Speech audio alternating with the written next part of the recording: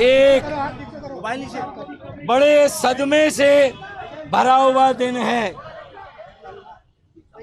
कौमी असेंबली के रुकन और एक मारूफ आलिम दीन, एक इंतहाई काबिले एहतराम समाजी सियासी माशरती शख्सियत आमिर लियाकत अब हमारे दरमियान नहीं है। मैं अपने रुफ़क़ा और अपनी जानिब से उनके अहले खाना से ख़ास तौर पर और उनके तमाम चाहने वालों से इज़हार ताज़ियत करता हूँ, अपने दुख और सदमे का इज़हार करता हूँ और अल्लाह ताला से दुआ कहूँ अल्लाह ताला उन्हें गरीक रहमत करे और उनके तमाम पसमानदगान और चाहने वालों को सब्र और सब्र जमील अता करे। आमिर लियाकत एक इंतहाई काबिल और बासलाहियत इंसान ही नहीं, लताफत और ज़राफ़त, इल्मियत उनकी शख्सियत और तबीयत का एक बहुत बड़ा खासा था। वो जहाँ भी जाते थे लोगों के दिलों को जीतते थे, लोगों के दिलों में अपनी जगह बनाते थे। मेरा उनके साथ बड़ा ज़ाती बरसों का वास्ता रहा है। जब हम प्याला हम निवाला थे तब भी, और जब उन्होंने अपना रास्ता हमसे अलग किया तब भी उन्होंने मुझे अपने बड़े भाई के तौर पर मेरी इज्जत और एहतराम में कोई कमी नहीं आने दी, क्योंकि ये उनकी भी तहजीब थी, ये हमारी भी तहजीब है। और हमारी तहजीब और तमद्दुन क्या, जो क़याम पाकिस्तान की जद्दोजहद की तहजीब और तमद्दुन थी, जो शेख लियाकत हुसैन आमिर लियाकत के वालिद मोहतरम, जो उनकी वालिदा महमूदा सुल्ताना साहिबा, जिनका किरदार क़याम पाकिस्तान में एक नुमाया किरदार था, कुर्बानियाँ थी क़याम पाकिस्तान में, उसी तहजीब और तमद्दुन को कायम रखा कि सियासत में भाई कुट्टी हो सकती है, लड़ाई हो सकती है, लेकिन दुश्मनी नहीं। हमें एक दूसरे के नुक्ता नज़र को समझना चाहिए, एक दूसरे के साथ ताल्लुक़ और वास्ता रखना चाहिए।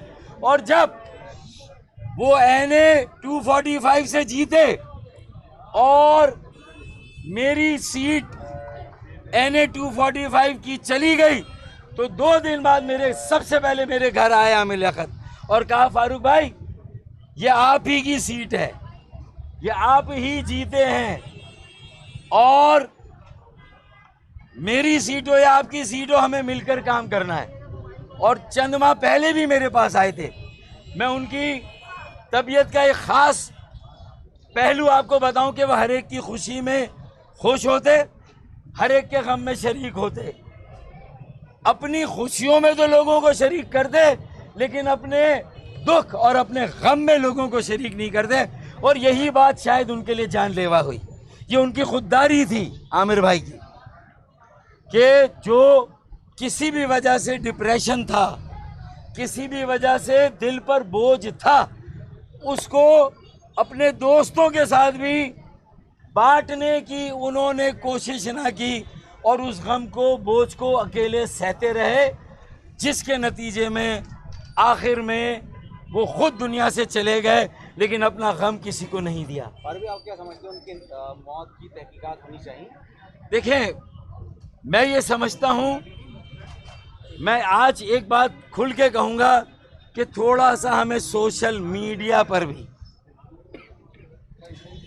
चाहे कोई भी तबके का, शोबे का इंसान हो, उसके लिए कोई बात बेलाग तबसरा नहीं करना चाहिए।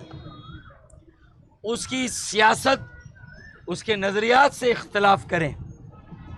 देखें, हमने इलेक्शन लड़ा तो उसमें भी हमने आपस में कोई ऐसी ज़बान इस्तेमाल नहीं की कि एक दूसरे को हमने बिलो दी बेल्ट हमने फायर किया, हमने नहीं किया। तो आमिर भाई भी नहीं करते थे, क्योंकि वो और हम एक ही फैक्ट्री के प्रोडक्ट हैं, और वो फैक्ट्री क़याम पाकिस्तान, उसकी जद्दोजहद और वही तहजीब व तमद्दुन जो जामिया अलीगढ़ का था जिसने पाकिस्तान बनाया था। तहकीकात होनी चाहिए। देखिए, तहकीकात बिल्कुल होनी चाहिए, लेकिन उनकी जो भी फैमिली है, मैं उनके बच्चों से ख़ास तौर पर जो उनकी पहली वाइफ बुशरा भाभी से हैं, तो मैं बुशरा भाभी से, क्योंकि वो उनके बच्चों की वालदा है, मैं उनसे भी इज़हार ताज़ियत करता हूँ। उनके बच्चों से भी, वो बाहर से आते हैं, उनको फ़ैसला करना है कि तहकीकात होनी चाहिए, पोस्टमार्टम होना चाहिए, नहीं होना चाहिए। बहुत सारे फैमिलीज़ का इसमें उनके तहफ़्फ़ुज़ात होते हैं, ये उनका हक़ है, उन्हें ये हक़ देना चाहिए। लेकिन ये तहकीकात हो कि ये इस तरह लोगों की ज़िंदगियों को अजीरन बनाया जाता है, सोशल मीडिया के ज़रिए उनकी सियासी, उनकी नज़रियाती और फिर उनकी ज़ाती ज़िंदगी को जिस तरह तबाह बर्बाद किया जाता है, उन्हें ये नहीं मालूम कि उसकी कीमत एक शख्स नहीं अदा करता, एक ज़िंदगी नहीं अदा करती, मुल्क, कौम और माशरा इसकी कीमत अदा करता है। हमें अपनी ज़िम्मेदारियों को समझ, जिस शोबे में हम सोशल मीडिया एक्टिविस्ट हैं तो, सियासी एक्टिविस्ट हैं तो,